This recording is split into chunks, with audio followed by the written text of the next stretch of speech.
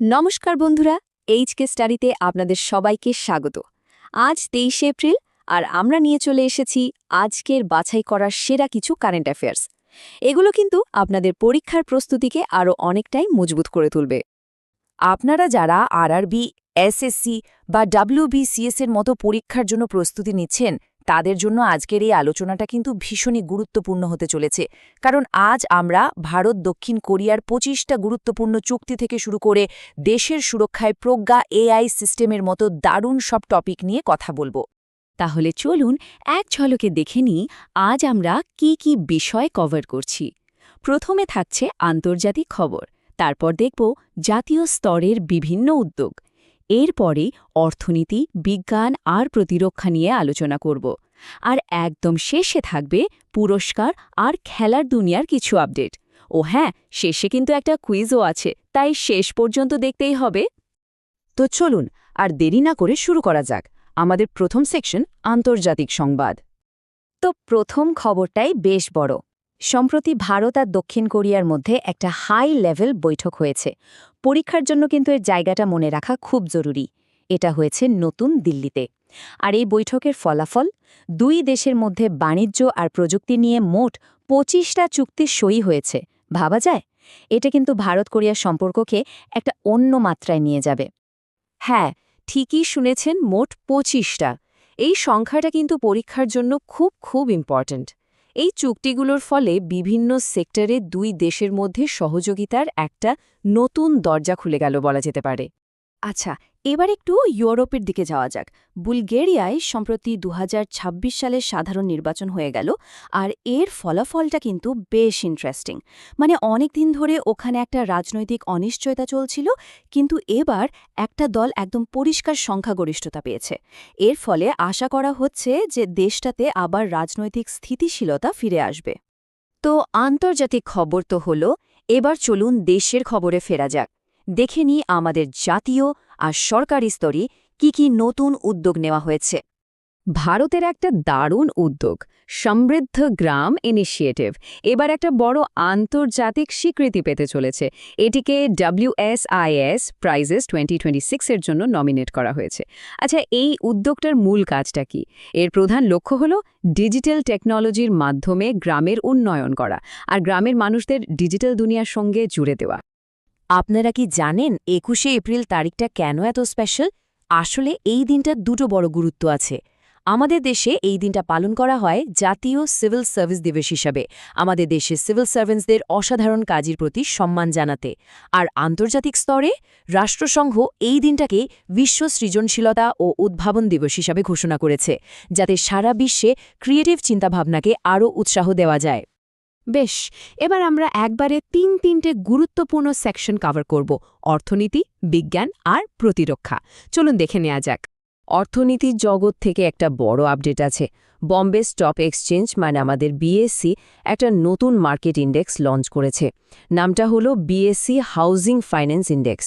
সোজা কথায় এর কাজ হলো হাউজিং ফাইন্যান্স আর এনবিএফসি সেক্টরের কোম্পানিগুলো কেমন পারফর্ম করছে সেটার উপর নজর রাখা।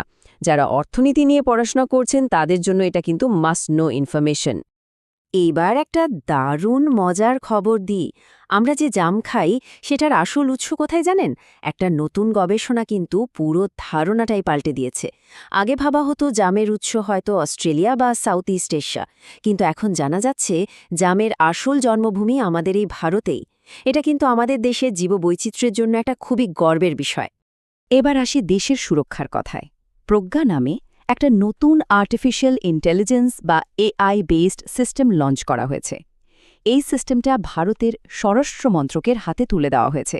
এর মূল উদ্দেশ্য, দেশের অভ্যন্তরীণ নিরাপত্তা ব্যবস্থাকে আরও অনেক বেশি শক্তিশালী করে তোলা। আচ্ছা, অনেক তো সিরিয়াস আলোচনা হলো। এবার চলুন একটু পুরস্কার আর খেলার জগতের খবর নেওয়া যাক। পরিবেশ রক্ষার জগতে একটা অত্যন্ত সম্মানীয় পুরস্কার হল গোল্ডম্যান এনভায়রনমেন্টাল প্রাইজ। আর 2026 সালের এই পুরস্কারটা কিন্তু ইতিহাস তৈরি করে ফেলেছে। কেন জানেন? কারণ এই প্রথমবার পুরস্কার প্রাপকদের প্রত্যেকেই হলেন মহিলা। এটা পরিবেশ রক্ষায় নারীদের অসাধারণ নেতৃত্বকে একটা বড় সম্মান জানানো হলো। খেলার দুনিয়াতেও কিন্তু ভারত পিছিয়ে নেই। আইআইটি মাদ্রাজ ওমেগা বল নামে একটা একেবারে নতুন ধরনের খেলা তৈরি করেছে।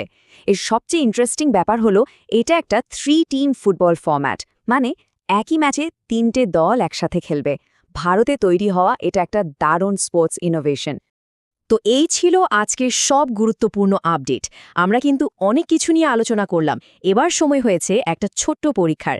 চলুন দেখে নেওয়া যাক আজকের আলোচনা থেকে কার কতটা মনে আছে। রেডি তো সবাই?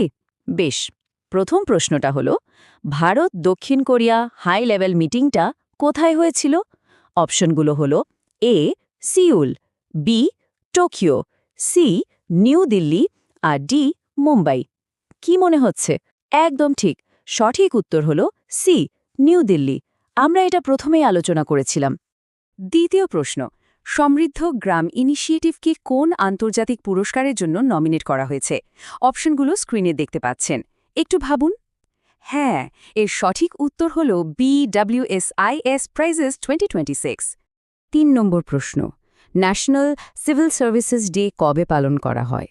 20, 21, 22 নাকি 23 এপ্রিল?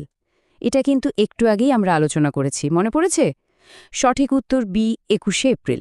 আর আজকের কুইজের একদম শেষ প্রশ্ন, world creativity and innovation day কোন সংস্থা ঘোষণা করেছে?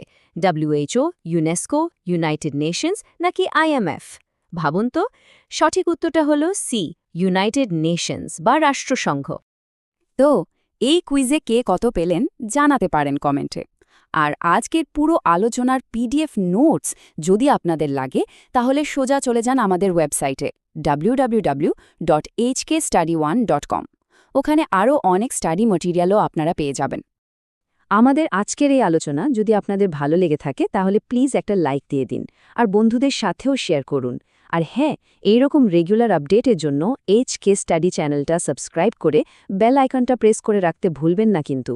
আপনারা চাইলে আমাদের হোয়াটসঅ্যাপ আর টেলিগ্রাম চ্যানেলেও জয়েন করতে পারেন। তাহলে আজকের মতো এখানেই শেষ করছি, কিন্তু যাওয়ার আগে একটা প্রশ্ন রেখে গেলাম আপনাদের জন্য।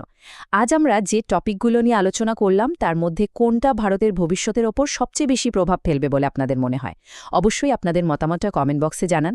আবার খুব তাড়াতাড়ি দেখা হবে নতুন কিছু কারেন্ট অ্যাফেয়ার্স নিয়ে। সবাই ভালো থাকবেন, ধন্যবাদ।